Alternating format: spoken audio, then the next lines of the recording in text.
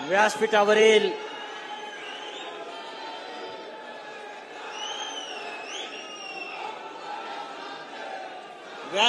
आदरणीय राहुल गांधीजी,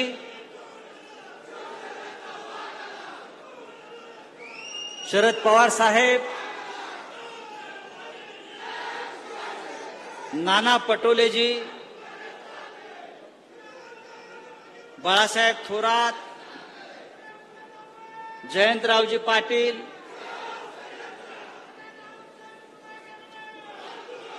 यशोमती ठाकूर आणि मंचावरील शिवसेनेचे महाविकास आघाडीचे सर्व प्रमुख नेते, उपस्थित शेतकरी बंधू भगिनी, आपण राहुल गांधी यांच्या स्वागतासाठी जमलेलो आहोत. राहुल गांधी हे आपल्या सगळ्यांचे नेते आहेत. संपूर्ण देशामध्ये भारत जोडो न्याय यात्रा घेऊन ते महाराष्ट्रामध्ये पोहोचलेले आहेत. मी स्वतः त्यांच्याबरोबर काश्मीरमध्ये चाललो भारत जोडो यात्रेत, आणि खरंच मला असं वाटलं की हा नेता देश जोडण्यासाठी, माणसांची मनं जोडण्यासाठी या देशामध्ये चालतो आहे. मला आठवत आहे, इंदिरा गांधी होत्या आपल्या, आणि इंदिरा गांधी जेव्हा देशामध्ये राजकारण करत होत्या तेव्हा एक घोषणा आम्ही सगळेच देत होतो, इंदिरा गांधी आई है, नई रोशनी लाई है. आज तीच नवी रोशनी घेऊन, नवा प्रकाश घेऊन या देशात आणि महाराष्ट्रामध्ये राहुल गांधी आलेले आहेत. आपण त्यांचं स्वागत केलं पाहिजे.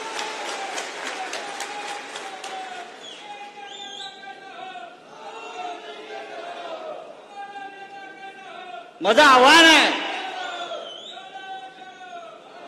राहुल गांधी हजारो किलोमीटर या देशामध्ये चालतायत, लोकांना भेटतायत, लोकांशी चर्चा करतायत, आणि राहुल गांधी शेतकऱ्यांच्या मन की बात ऐकतायत. स्वतःच्या मन की बात फार कमी बोलतायत. काही लोक फक्त आपल्याच मन की बात सांगतायत, माझंच ऐका, दुसरं कोणाचं ऐकायचं नाही. राहुल गांधीचं मी पाहतोय,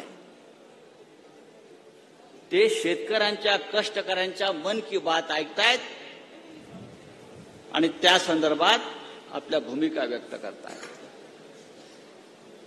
राहुलजी महाराष्ट्रात आलेले आहेत. राहुल गांधी आता 2 दिवसात मुंबईला पोहोचतील, महाराष्ट्राच्या राजधानीत पोहोचतील. तिथेही त्यांचं भव्य स्वागत केलं जाईल.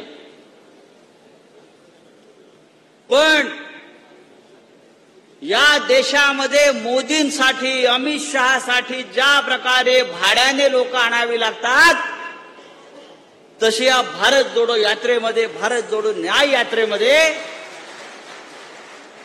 चालण्यासाठी, सभेसाठी भाड्याने लोक आणलेली नाहीत. लोक स्वतःहून येत आहेत, लोक स्वतःहून चालतायत, लोक स्वतःहून आपले विचार मांडतायत,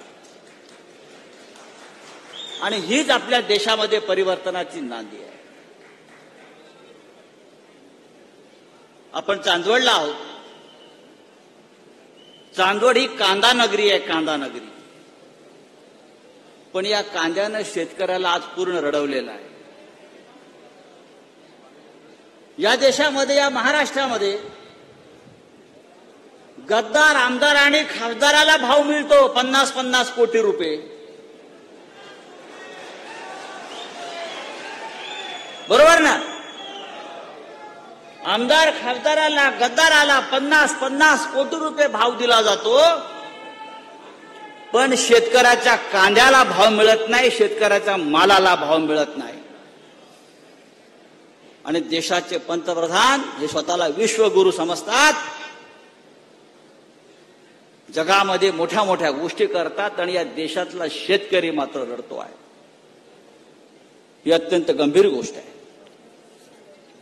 बेरोजगारीच्या गोष्टी करतात हटवण्याच्या. 2 कोटी लोकांना रोजगार ही मोदीची गॅरंटी. पण कांदा निर्यात बंदीमुळे कांद्याशी संबंधित 25 लाख लोक या महाराष्ट्रामध्ये बेरोजगार झालेले आहेत. कांदा उद्योगाचं 20,000 कोटी रुपये नुकसान झालंय. नाशिक, धुळे, सोलापूर, नगरला याचा मोठा फटका बसलाय. फक्त कांदा नाही तर कांद्यावर अवलंबून असलेला ट्रान्सपोर्ट व्यवसाय, शेतकरी, व्यापारी, निर्यातदार, मजूर, ट्रान्सपोर्टर भिकायला लागलेला आहे. मध्यंतरी देशाचे पंतप्रधान इथे आले नाशिकला आणि त्यांनी कांदा आंदोलकांना अटक करून नजरकैदेत ठेवलं.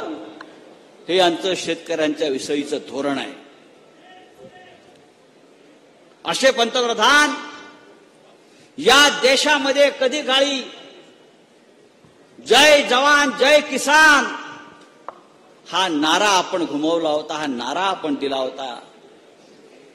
पण या देशामध्ये आज किसान आणि जवान दोघांची अवस्था खराब आहे. काश्मीरच्या सीमेवर जवान मरतोय आणि देशामध्ये सर्वत्र किसान मरतोय.